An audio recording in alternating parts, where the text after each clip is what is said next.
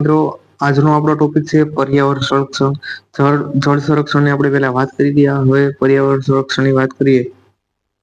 પ્રકૃતિનું સંરક્ષણ, માનવ જીવનનું રક્ષણ એ જ છે. કારણ કે પ્રકૃતિ રહેશે તો માનવ પણ રહેશે. જો પ્રકૃતિ છે એ કોના આધારિત છે? જળ આધારિત છે. જળ પણ રહેશે તો પ્રકૃતિ રહેશે, પ્રકૃતિ રહેશે તો જીવન રહેવાનું છે. પર્યાવરણ એ માનવ જીવનનો આધાર છે.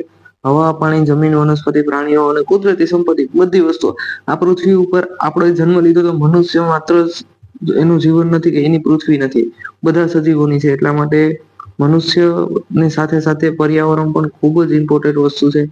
તો એની આપણે વાત કરીએ તો સ્વચ્છ સંતુલિત પર્યાવરણ છે એ પર્યાવરણ વિના જીવનની કલ્પના કરી શકાતી નથી. પરંતુ ઔદ્યોગિકરણ છે, શહેરીકરણ છે, વસ્તીનો વધારો છે, જંગલોનો વિનાશ છે, પ્રદૂષણના કારણે છે એ પર્યાવરણનું શું છે? સંતુલન ખોરવાઈ રહ્યું છે.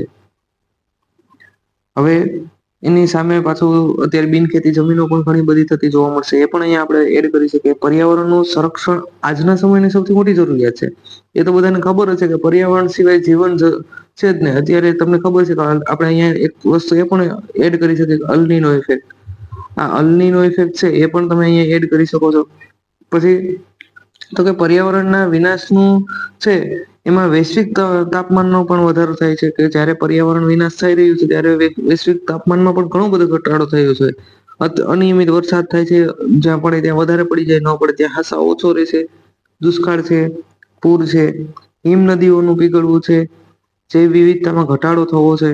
આ બધી બાબતો છે એ અનેક પ્રકારના રોગોમાં વધારો થઈ રહ્યો છે. કેન્સર જેવા ભયાનક રોગો છે. પ્લાસ્ટિક છે, અહીંયા આપણે પર્યાવરણને સૌથી મોટો દુશ્મન છે. પ્લાસ્ટિક પણ આપણે લખી શકીએ તો એ પણ આવશે.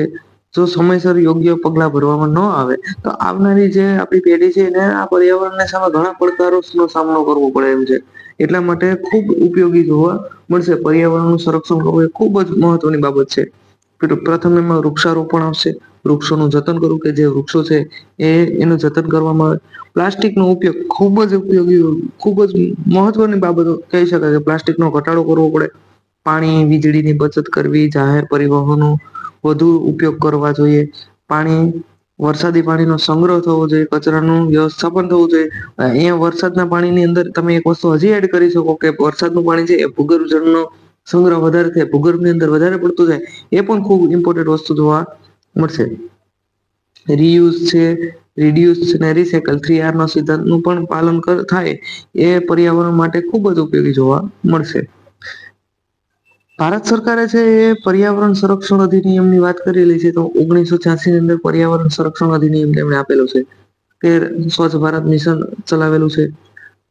નમામિ ગંગે મિશન, લાઈફ, આ બધી બાબતોની અંદર ખૂબ એને ધ્યાન દીધેલું છે કે લાઈફ એટલે કે લાઈફ સ્ટાઈલ ફોર એન્વાયરમેન્ટ એના આધારિત છે. એ બધી વસ્તુની અંદર ધ્યાન દેવામાં આવેલું છે. વિવિધ હરિત અભિયાનો ચલાવેલા છે. હરિત ક્રાંતિ પણ તેમણે એક વખત લાવેલી હતી જે જોવા મળશે. ત્યારબાદ પર્યાવરણ છે એના સંરક્ષણ માટે મહત્વપૂર્ણ પગલા તેમણે લીધેલા છે. પરંતુ સરકારના પ્રયત્નો છે એ માત્ર કાર્ય કરવાના નથી.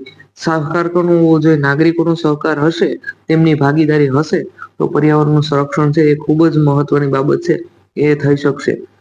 જો આનું જ્ઞાન છે એ પાયાનું જ્ઞાન છે એ શાળાની અંદર વિદ્યાર્થીઓને પર્યાવરણ વિશે જો જાગૃતિ આપવામાં આવે, તેનો જવાબદારી તેમની સામે લાવવામાં આવે કે આપણી જવાબદારી છે કે આપણા પર્યાવરણને બચાવીએ, તો આની સામે છે એ પડકારો ઓછા થાય અને પર્યાવરણનું સંરક્ષણ થતું તમને જોવા મળશે.